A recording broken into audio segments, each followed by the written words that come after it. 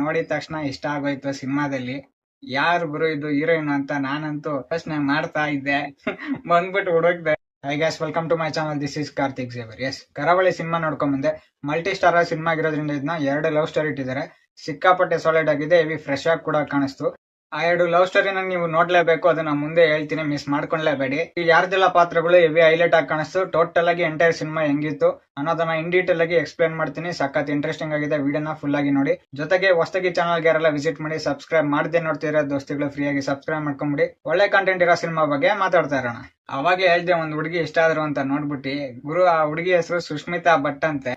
ಈ ಸಿನಿಮಾದಲ್ಲಿ Raj B ಶೆಟ್ಟಿಗೆ heroine ಆಗಿ ಕಾಣಿಸ್ಕೊಂಡಿದ್ದಾರೆ. ಆ ಸೀನ್ ಹೆಂಗಿದೆ ಅಂದ್ರೆ, ರಾಜ್ ಬಿ ಶೆಟ್ಟಿ ಅವರು ಚಿಕ್ಕ ವಯಸ್ಸಿಂದ ಅವ್ರ ಅಪ್ಪ ಏನೇನ್ ಮಾಡ್ಕೊಂಡ್ ಬಂದಿರೋ ಅದನ್ನೆಲ್ಲ ನೋಡಿ 2 ಕೋಣನ ಸಾಕ್ಬಿಟ್ಟು ಕಂಬಳದಲ್ಲಿ ರೇಸ್ ಆಡಿ ಅದನ್ನ ಗೆಲ್ತಾ ಇರ್ತಾರೆ. ಆ ಗ್ಯಾಪ್ ಅಲ್ಲಿ ರಾಜ್ ಬಿ ಶೆಟ್ಟಿ ಅವ್ರ ಅಮ್ಮ ನಿನ್ಗೊಂದ್ ಮದ್ವೆ ಮಾಡ್ಬೇಕಂತ ಒಂದ್ ಹುಡುಗಿ ನೋಡಕ್ಕೆ ಲಾರಿಲಿ ಕರ್ಕೊಂಡ್ ಹೋಗ್ತಾರೆ. ಅದು ಎಷ್ಟು ಸಖತ್ತಾಗಿದೆ ಅಂದ್ರೆ, ಇಡೀ ಫ್ಯಾಮಿಲಿ ಲಾರಿಲಿ ಕೂತ್ಕೊಂಡು ಹಳ್ಳಿಲಿ ಟ್ರಾವೆಲ್ ಮಾಡ್ಕೊಂಡು ಹುಡುಗಿ ಮನೆಗೆ ಹೋಗ್ತಾರೆ. ಮದ್ವೆ ಆಗ್ಬಿಟ್ಟು ತಿರ್ಗಾ ಇವ್ರ ಗಂಡನ್ ಮನೆ ರಾಜ್ ಬಿ ಶೆಟ್ಟಿ ಅವ್ರ ಮನೆಗೆ ಕರ್ಕೊಂಡು ಹೋಗ್ತಾರೆ. ಆ ಸೀನ್ ಅಂತೂ ಮರೆಯಕ್ಕೆ ಆಗಲ್ಲ ಗುರು. ಈ ಸಿನಿಮಾ ನೋಡಿದ್ರೆ ಅಷ್ಟು ಸಾಲಿಡ್ ಆಗಿ ತೆಗ್ದಿದ್ದಾರೆ. ಪ್ರಜ್ವಲ್ ದೇವರಾಜ್ ಅವರ ಲವ್ ಸ್ಟೋರಿ ಏನು ಅಂತ ನೋಡೋದಾದ್ರೆ, ಸಂಪದ ಎಕ್ಕ ಕ್ವೀನ್ ಅಂತಾನೆ ಹೇಳ್ಬೋದು. ದುನಿಯಾ ವಿಜಯ್ ಅವರ ಮಗಳು ಡಾಕ್ಟರ್ ಕ್ಯಾರೆಕ್ಟರ್ ನ ಮಾಡಿದ್ದಾರೆ.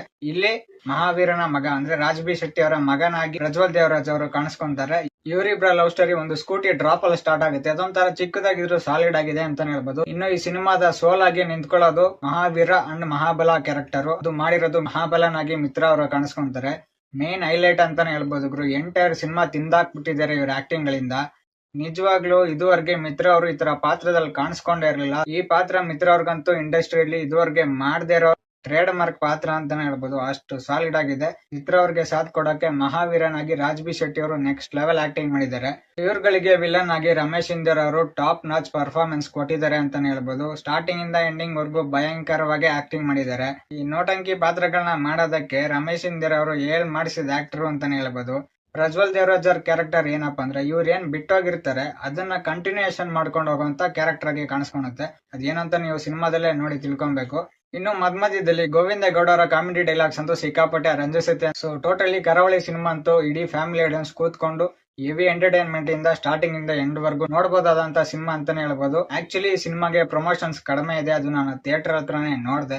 ಬಟ್ ಈ ಸಿನಿಮಾ ಮಾತ್ರ ಸಾಲಿಡ್ ಆಗಿದೆ, ಯಾರು ಮಿಸ್ ಮಾಡ್ಕೊಂಬೇಡಿ.